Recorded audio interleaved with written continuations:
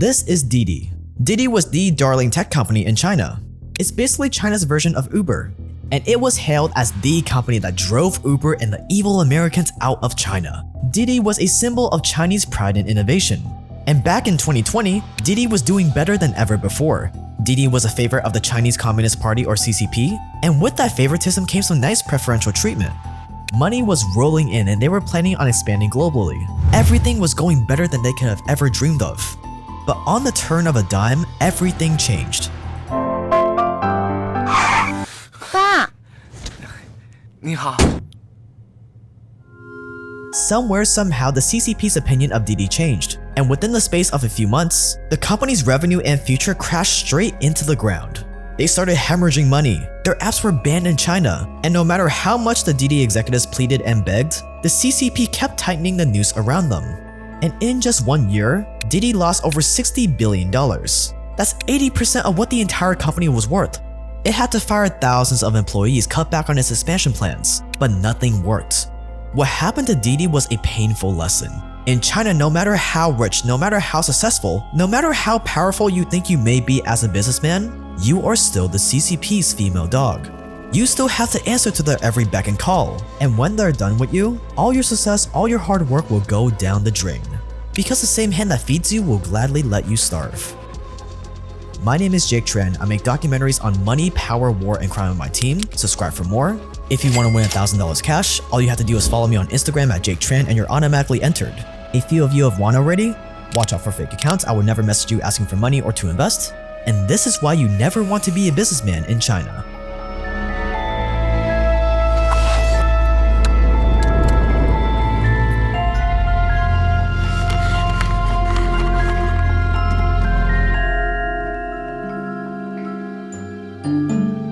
Any successful entrepreneur knows that starting a company like Didi takes a lot of hard work and skill. You have to know selling, marketing, branding, operations, leadership, and much more. And you used to have to pay a lot of money for university to learn this stuff, or you had to search the internet to learn from unreliable sources. But not anymore, because that is where Skillshare comes in. Skillshare is an online learning community where you can explore your passions with thousands of different courses. The people who make the most money in the world are the ones with the best skills. And with Skillshare, you can learn all those skills on demand. No matter what subjects you want to learn, you can find them on Skillshare. There are just so many valuable and interesting courses on there, like YouTube Success, Script, Shoot, and Edit by the giant tech YouTuber Marques Brownlee, or e-commerce for creatives, Sell Your Artwork with an Online Store, which is another really cool one. I recommend starting with Productivity Masterclass by YouTuber Ali Abdaal. It will give you super useful advice to boost your productivity permanently so you can tackle all your goals. There are a ton of experts teaching on Skillshare who are constantly putting out new fascinating courses, and you'll never be distracted by ads or interruptions while you learn. Plus, the entire course catalog is now available with subtitles in Spanish, French, Portuguese, and German. And the first 1,000 people to pause the video and click the link below will get a 1-month free trial of Skillshare.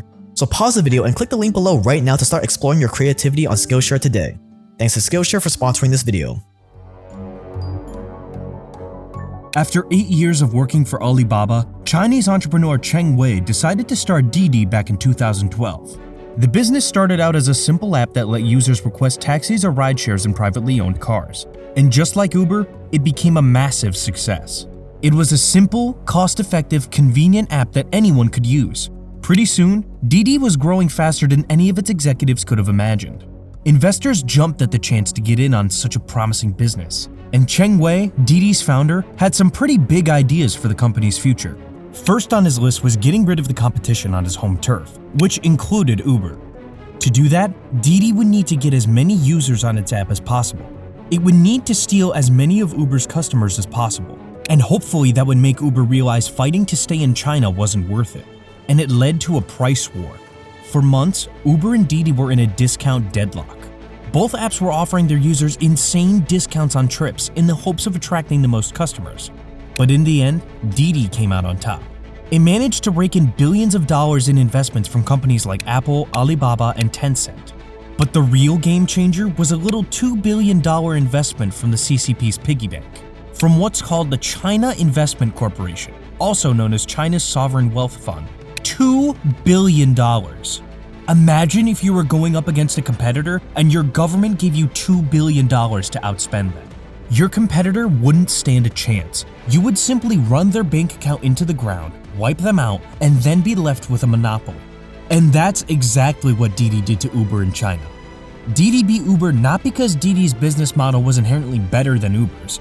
They didn't beat Uber based on merit. No, Didi beat Uber because the CCP wanted them to. The CCP gave Didi a monopoly and made all their dreams come true. Uber admitted defeat in mid-2016, and Didi bought them out for $1 billion. And Didi proceeded to become the hottest tech company on the block, and everyone wanted in on the billions it was so obviously gonna make. But what goes up fast will fall down even faster.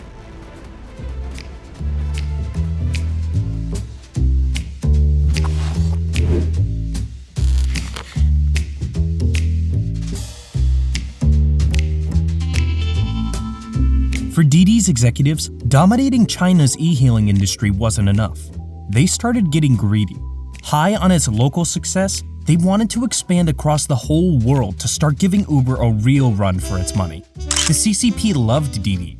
Its users loved all the app's extra services like ordering ride shares instead of regular taxis or privately driven vehicles. Didi obviously had a real chance at taking over the international market, and with the Chinese government offering its full support, what could possibly go wrong? The only issue Didi had with global expansion was money. If it was going to start operating in Europe, the Americas, and the rest of Asia, it was going to need some serious cash. More than Apple, Alibaba, or the government was willing to offer. And there was only one way to get that kind of financing in the space of a few weeks: take Didi public. By listing the company on a stock exchange, people would be able to buy stock in the company, and Didi would be able to use that money to make all its global domination dreams come true. Obviously, the best stock exchange for the job would be in America. No Asian stock market would ever allow them to raise the kind of money they needed. So, in 2021, Didi announced its plans to get listed on the New York Stock Exchange, or NYSE. Grave mistake. Almost immediately, the CCP sent word to Didi executives telling them not to go forward with their plans because of security concerns. But the Didi executives weren't having it. This is their company after all. Why should they listen to the CCP? This will be good for spreading China's legacy across the world. So foolishly, Didi pushed forward.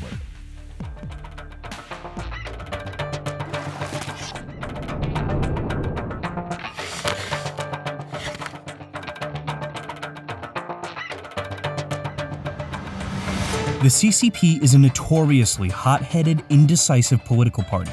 One day, one government official is telling companies to stop their operations, the next someone else is telling them to push forward faster than ever before. Because of that, most Chinese tech companies prefer to act now and apologize later. Meaning they generally ignore the less serious government warnings and statements, do what they want, and then hope the CCP forgives them once the dust settles. That's how it has always worked in China. And that's exactly what Didi expected would happen with their IPO. The CCP's warning was just another example of the government's indecision in their minds. Didi would go public, make billions from selling stocks, and the CCP would have no choice but to back them and forget all about its earlier warnings. At least, that was the plan. So, instead of following the CCP's warning, Didi went ahead and listed its stocks on the New York Stock Exchange on June 30th, 2021. In just the first few days of its IPO, Didi managed to raise $4.4 billion, bringing the company's official value up to $70 billion. That's about the size of Airbnb or Target. Didi's NYSE debut was the biggest any Chinese company had achieved in New York besides Alibaba. And for a few short days, it looked like Didi had actually managed to pull the IPO off without angering the CCP. Didi was set to become one of China's biggest successes yet. And then the CCP slapped Didi with a major reality check.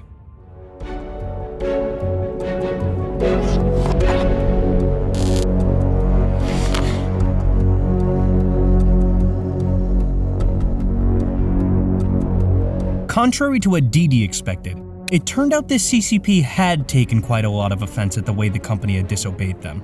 Just 2 days after listing on the NYSE, the Cyberspace Administration of China, or CAC, announced an investigation into Didi on the grounds of protecting national security. No one in the company had seen it coming. Another 2 days later, and the CAC officially bans the Didi app from China's App Store and blocks any new users from signing up. According to the CAC, Didi had been collecting sensitive information on its Chinese users for years. If American companies and billionaires could buy controlling stocks in the company or request audits, or request information on the behind-the-scenes operations of Didi, that would put millions of Chinese citizens in danger of being spied on or having their information stolen by a foreign adversary. Kinda like what China probably does with TikTok. And for the CCP, that was a bridge too far. They gave Didi everything, and now it was time to take it all away.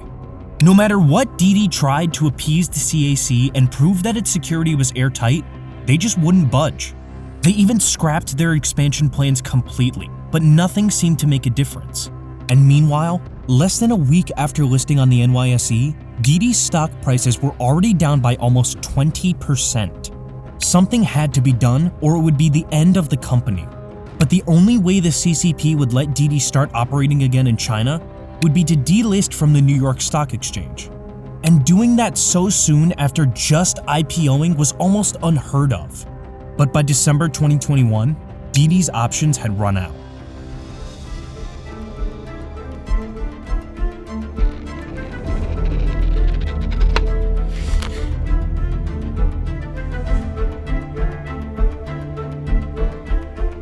On December 3, 2021, almost 6 months after going public, Didi announced its plans to delist from the New York Stock Exchange. May 23rd to vote on delisting from the New York Stock Exchange, while simultaneously listing its stock on the Hong Kong Stock Exchange. Didi hoped that Hong Kong would be close enough to home for the CAC to stop breathing down their necks.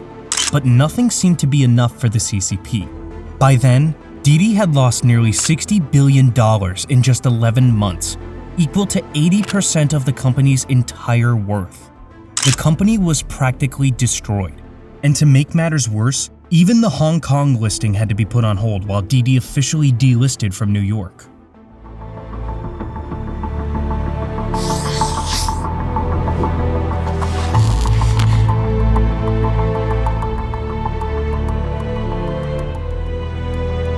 What happened to Didi was the CCP's way of teaching China's tech industry a very important lesson. You live, breathe, and succeed at the pleasure of the party. We decide if you make it, and we decide if we want to bury you. After a year of the CAC making life hell for Didi, the CAC investigators finally came up with a punishment. A $1.2 billion fine plus small fines for both Didi's executives. And that's on top of the decimation of their company's value. This time, Didi seemed to have gotten the memo and quickly accepted the verdict, saying it would do everything in its power to, quote, rectify its wrongdoings, end quote. And although Didi can slowly start getting back to business, it's unlikely the company will ever be as big as it once was. So what's the lesson from this? Well, there's a few. 1. Don't let success go to your head, especially when all your success was subsidized by someone else. Which brings us to number 2. Despise the free lunch. The CCP makes the American government look like weak little pigs. But the American government can be pretty ruthless too. For nearly a decade starting in 2001, the CIA kidnapped hundreds of suspected Arabic suspects to question using brutal, bloodthirsty, enhanced interrogation techniques. They didn't care that lots of the men and women they were questioning were actually innocent, or that the things they were doing to their prisoners were completely illegal. And this practice of illegally detaining people in secret prisons around the world became known as the CIA's Black Site program. And honestly, the stuff the CIA officers did to their prisoners was despicable. And it's probably the darkest, most sinister topic we've ever covered on this channel. But obviously a deep dive into all the creative ways the CIA found to break their prisoners would set off a million red flags and get any public video instantly demonetized by YouTube. That's why, to share every last horrifying detail with you, we've had to release it as a full-length private documentary available only to members of this channel. And all you have to do to get access to this exclusive documentary right now, along with other full-length videos on topics like the roots of Middle Eastern terror, Jeffrey Epstein, MKUltra, the CIA's mind control program, is click that join button below. People pay tens of thousands of dollars to attend university, and leave still not knowing anything about how the world really works. But by becoming a member, you'll get access to all this insider info for only $5 a month.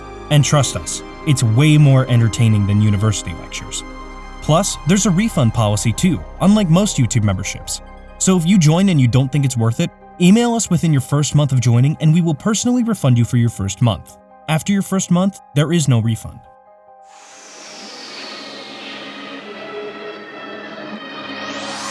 We haven't done a China video in a while, so I'm really happy with how this one came out, so let me know what you thought in the comments below. And if you're new here, this is one of the biggest channels on YouTube for documentaries on money, power, war, and crime. We make multiple videos just like this one every single week, so click that subscribe button below. You can follow me on Instagram at JakeTran. But that's gonna wrap it up. Stay dangerous out there, and I will see you guys in the next one.